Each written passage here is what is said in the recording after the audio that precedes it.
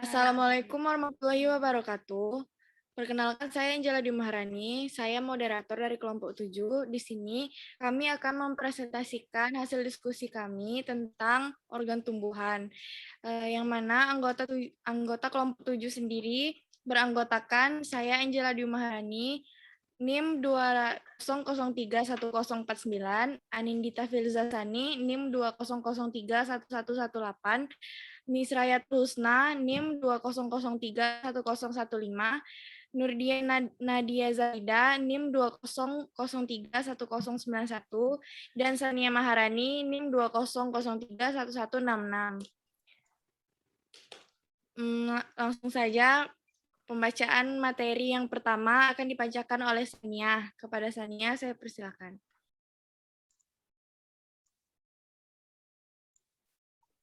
Yang pertama, organ reproduksi. Yang pertama, bunga. Bunga adalah alat perkembangbiakan generatif pada tumbuhan biji tertutup yang memiliki bentuk dan susunan yang berbeda, tergantung dengan jenisnya. Bunga itu ada stamen. Stamen atau benang sari merupakan alat kelamin jantan yang terdiri dari kepala sari, tangkai sari, dan penghubung ruang sari. Kepala sari merupakan bagian benang sari yang terdapat di ujung tangkai sari. Pada kepala sari terdapat 2 ruang sari, yang di mana setiap ruang sari terdiri dari ruang kecil yang berisi tepung sari. Benang sari dapat duduk pada bunga dengan 3 cara, yaitu duduk di dasar bunga, duduk di atas kelopak bunga, dan duduk di atas mahkota bunga. Selanjutnya, petal. Petal adalah helai mahkota bunga yang mengelilingi bagian-bagian reproduksi bunga. Semua petal disebut mahkota atau corolla. Fungsi utama petal adalah melindungi bagian-bagian reproduksi bunga seperti androsium atau putik dan ginosium atau benang sari. Petal berfungsi juga untuk menarik penyerbuk seperti kupu-kupu, lebah, dan kelelawar. Selanjutnya, sepal. Sepal adalah potongan kecil seperti daun yang membentuk bagian luar bunga dan melindungi bunga pada tahap kuncupnya sebelum mekar. Sepal berfungsi penting dalam pencegahan perkembangan bunga dari kerusakan eksternal. Selanjutnya, buah. Menurut KBBI, buah adalah bagian tumbuhan yang berasal dari bunga atau putik dan biasanya berbiji. Menurut Sediatomo, buah adalah bagian dari tanaman yang strukturnya mengelilingi biji menjadi bagian dari bunga. Buah itu sendiri berfungsi untuk membungkus dan melindungi biji yang ada di dalamnya, sebagai penyedia cadangan makanan ketika proses kecambahan dan mendukung regenerasi tumbuhan. Yang ketiga, biji. Biji merupakan bagian yang berasal dari bakal biji dan di dalamnya mengandung calon individu baru, yaitu lembaga. Lembaga akan terjadi setelah terjadinya penyerbukan atau persarian yang diikuti oleh pembuahan. Biji dalam bahasa Latin ada semen adalah bakal biji atau ovolum dari tumbuhan berbunga yang telah masak. Dari sudut pandang evolusi, biji merupakan embrio atau tumbuhan kecil yang termodifikasi sehingga dapat bertahan lebih lama pada kondisi kurang sesuai untuk pertumbuhan. Biji itu sendiri berfungsi sebagai jaringan penyimpanan cadangan makanan bagi tumbuhan, alat perkembangbiakan, dan pembentuk tumbuhan baru. Selanjutnya, organ akar. Yang pertama, fungsi akar. Akar yang berfungsi sebagai penopang tumbuh tegaknya tumbuhan. Akar akan menahan dengan mengembangkan dan memanjangkan akar agar tanaman kuat ketika tertiup angin atau terkena badai sekalipun. Yang kedua, penyerapan air dan zat hara. Nutrisi-nutrisi yang ada di tanah akan diresap oleh akar dan akan disalurkan keseluruhan. Akar-akar mampu menyerap nutrisi organik dan anorganik. Hampir 80% tumbuhan memerlukan air sebagai suplemen. Yang ketiga, penyimpanan cadangan makanan. Akar juga berfungsi sebagai cadangan makanan dan air. Tanaman yang dapat menyimpan cadangan makanan pada akar, misalnya wortel, ubi jalar, dan bengkuang. Akar yang mampu menyimpan sejumlah besar air, misalnya akar-akar dari tanaman gurun, akar tanaman higrofit, bahkan ada yang mampu menyimpan lebih dari 70 kilo air dalam jaringannya. Selanjutnya, fungsi akar tersebut adalah melakukan fotosintesis. Bukan hanya pada daun yang memiliki klorofil, tetapi akar juga memiliki klorofil dan dapat melakukan fotosintesis. Contohnya tanaman-tanaman seperti anggrek, epifit, dan akar pohon bakau mengubah karbon dioksida dan air menjadi karbohidrat. Selanjutnya respirasi. Pada tanaman beringin, akar dapat digunakan sebagai respirasi. Selain beringin, juga ada akar tanaman tembakau dan tanaman lain yang hidup di akar. Selanjutnya gerakan tanaman. Gerak tanaman selain tumbuh ke atas, akar juga dapat berkembang sebagai gerak tanaman. Melalui mekanisme gerak tropisme seperti geotropisme, fototropisme, tikmotropisme, kemotropisme, dan hidrotropisme. Akar membantu tanaman untuk menemukan air dan hara dalam tanah. Fungsi akar bagi tanaman yaitu untuk menunjang metabolisme tanaman untuk melakukan proses fotosintesis. Dan terakhir, reproduksi adalah sebagian tanaman yang tumbuh bereproduksi menggunakan akar. Saya kembalikan kepada moderator. Baik, terima kasih kepada Sania. Baiklah, materi kedua akan dibacakan oleh Nurdia. Kepada Nurdia, saya persilakan. Terima kasih kepada moderator. Baiklah, materi selanjutnya akan dibacakan oleh saya.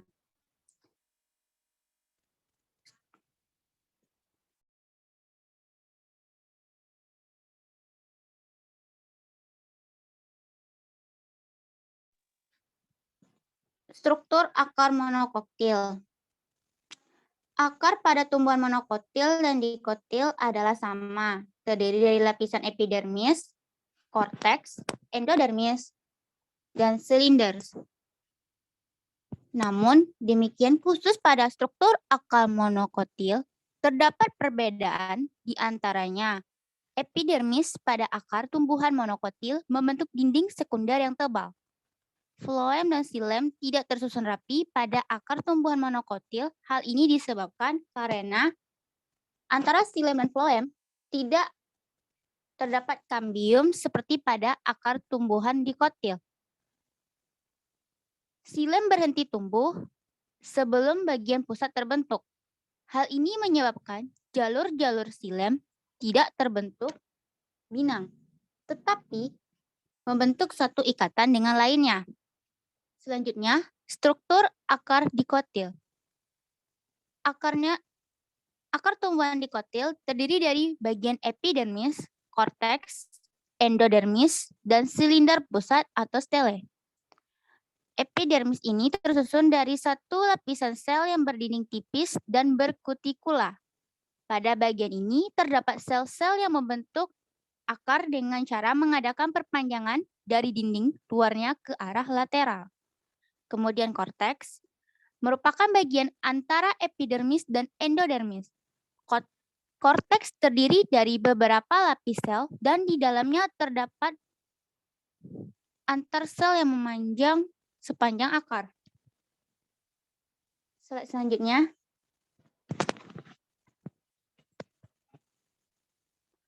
C. Endodermis. Setelah korteks terdapat bagian endodermis akar.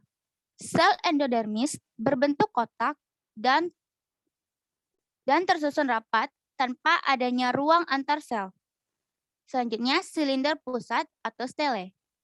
Bagian ini terdapat di bagian dalam dan berdampingan dengan endodermis serta tersusun dari lingkaran tepi dan jaringan pembuluh. Akar lateral tumbuh pada bagian ini. Jaringan pembuluh terdiri dari xilem dan floem yang tersusun selang-seling dan keduanya dipisahkan oleh sederetan sel parenkim yang biasanya disebut kambium. Slide selanjutnya.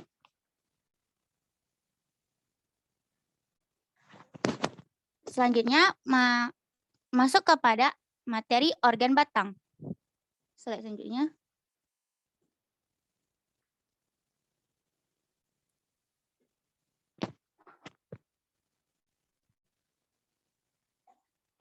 Fungsi batang.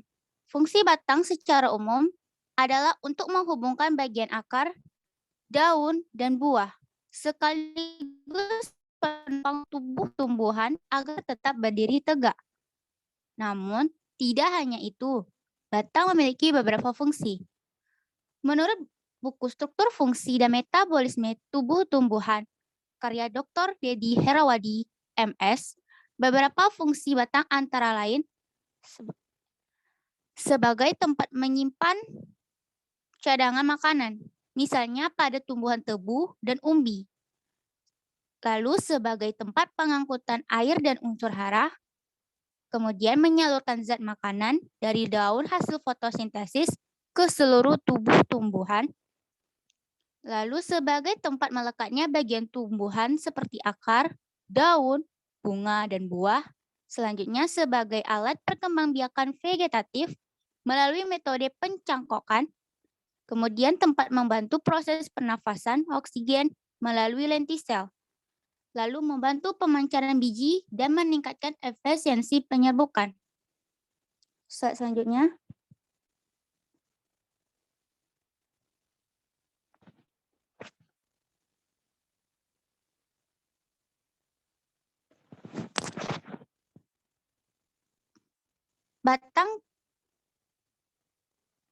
Batang pun terdiri dari dua bagian, yaitu batang monokotil dan dikotil.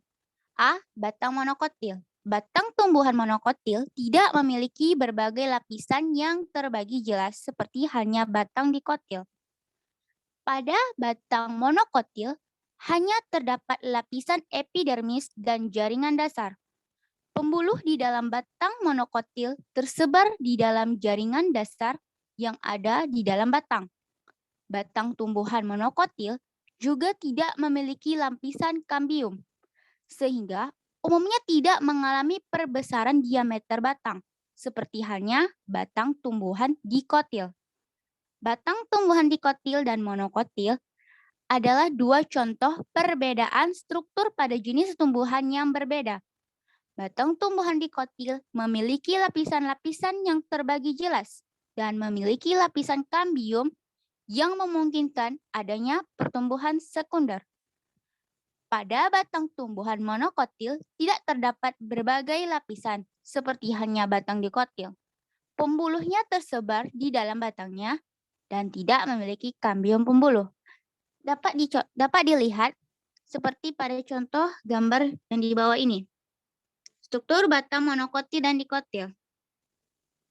Ini ada epidermis, panah ini menunjukkan korteks, jaringan dasar, batang pembuluh, kambium pembuluh, empelur yang berada di sini.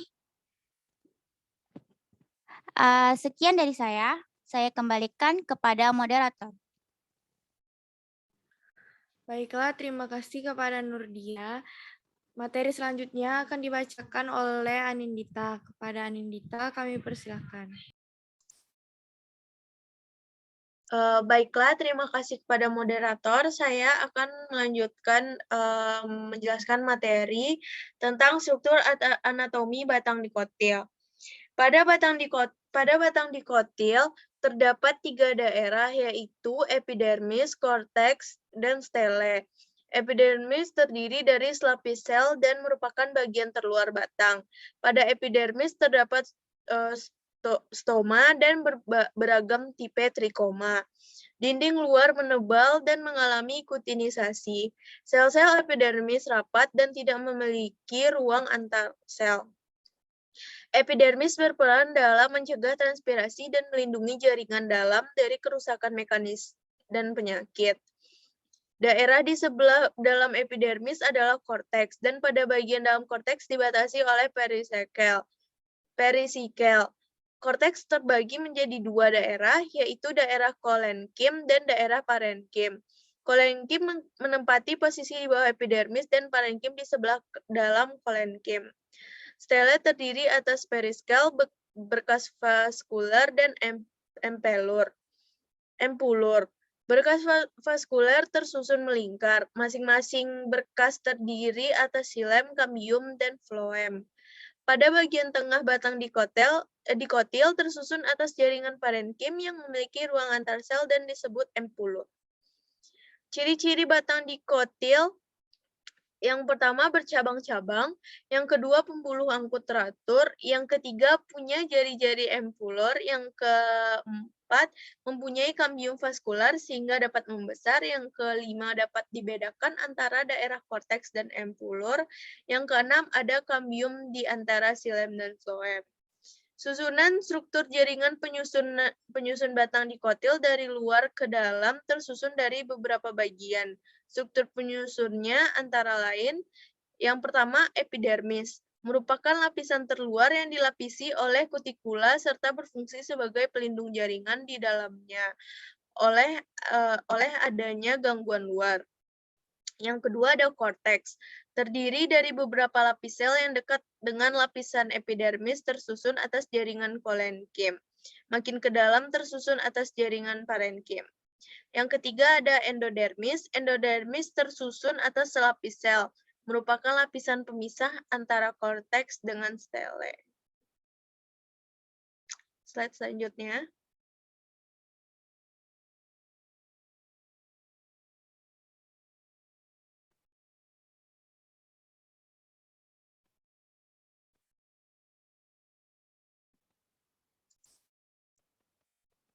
Baik, yang keempat ada stele atau silinder pusat, merupakan lapisan terdalam dari batang. Lapis terluar dari stele periskel atau perikambium.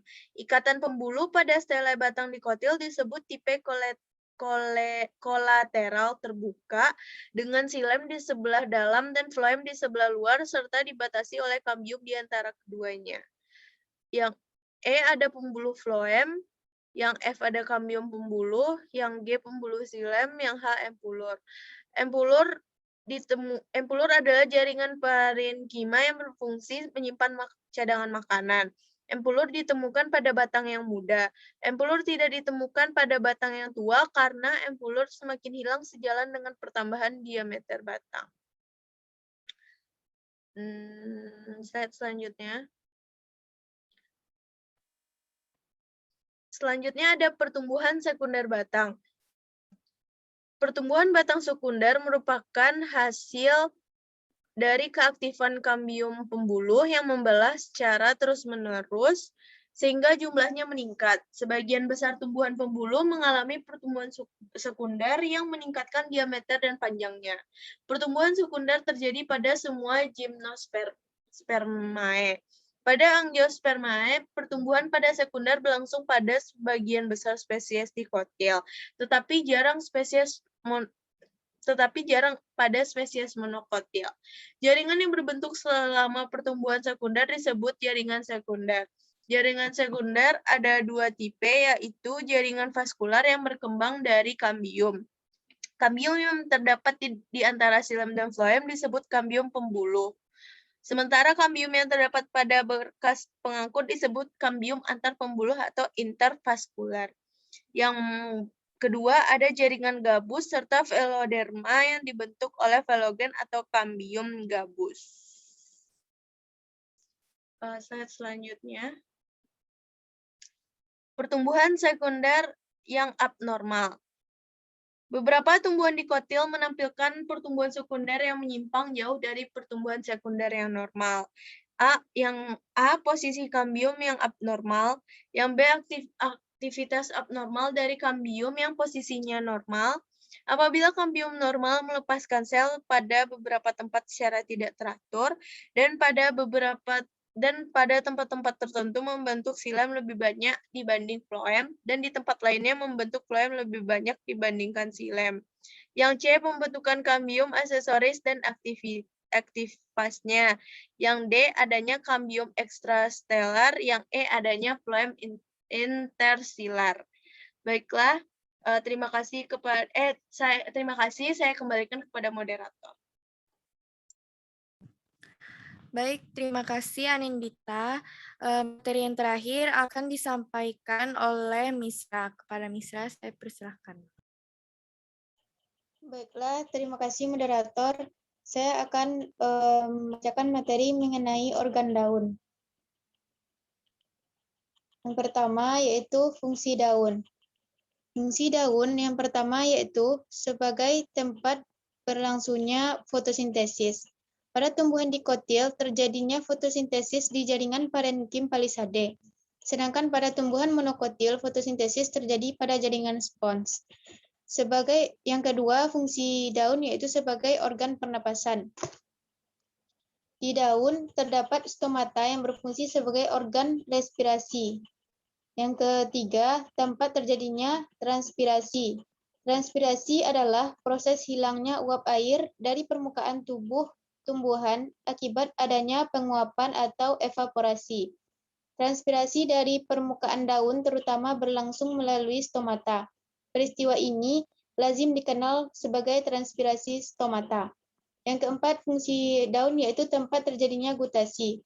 Pada umumnya, proses gutasi yang terjadi pada tumbuhan melalui daun. Gutasi itu sendiri berarti tetesan air dari permukaan tumbuhan.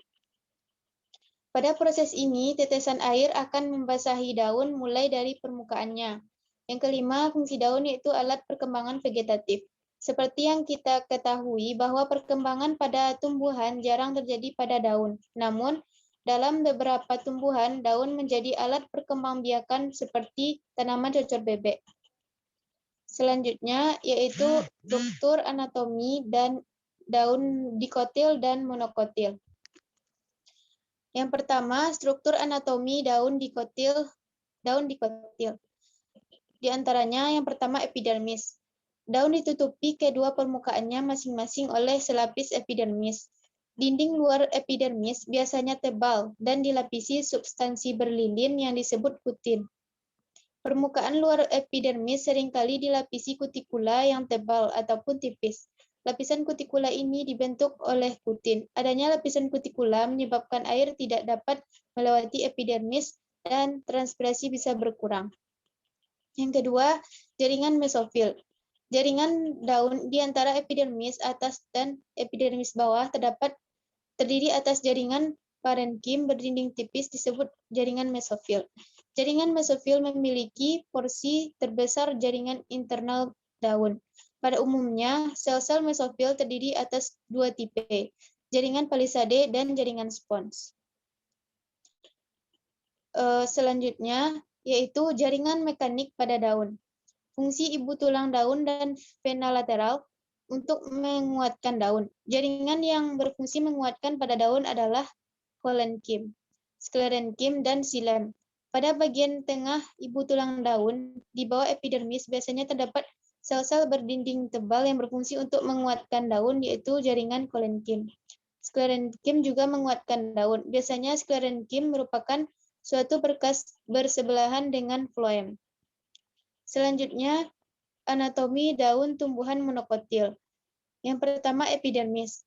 Epidermis pada daun terdiri dari epidermis atas dan bawah, dengan ukuran dan bentuk yang berbeda. Epidermis ini hanya terdiri satu lapis sel atau yang disebut epidermis unilateral. Pada lapisan epidermis ini terdapat sel buliform yang terletak di epidermis atas. Sel buliform yaitu sel-sel yang seperti gelembung berukuran lebih besar, bervakuola besar, berisi cairan sel, dan berdinding tipis yang terdiri dari kutin dan kutikula. Selanjutnya yaitu mesofil. Jaringan mesofil tersusun atas sel parenkim palisade dan parenkim spons yang berbeda bentuk dan ukurannya. Parenkim palisade terdapat lobus antar selnya dan tampak bercabang. Sel parenkim palisade terdapat pada epidermis unilateral. Sel parenkim spons bentuknya bermacam-macam dan memiliki kekhususan dengan adanya lobus yang terdapat antara sel satu dengan yang lain. Yang ketiga, berkas pembuluh.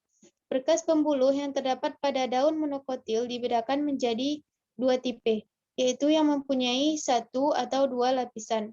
Lapisan berkas pengangkut di bagian luar terdiri atas sel parenkim dengan dinding tipis. Selanjutnya, yaitu mengenai adaptasi daun terhadap lingkungan. Yang pertama, adaptasi di lingkungan yang kering dan kekurangan air. Contohnya adalah kaktus yang mengubah daunnya menjadi duri. Yang kedua, adaptasi daun pada tumbuhan yang hidup di lingkungan basah atau bahkan terendam air secara terus-menerus. Contohnya adalah bunga lotus memiliki daun yang besar sehingga bisa menguapkan air dalam jumlah besar.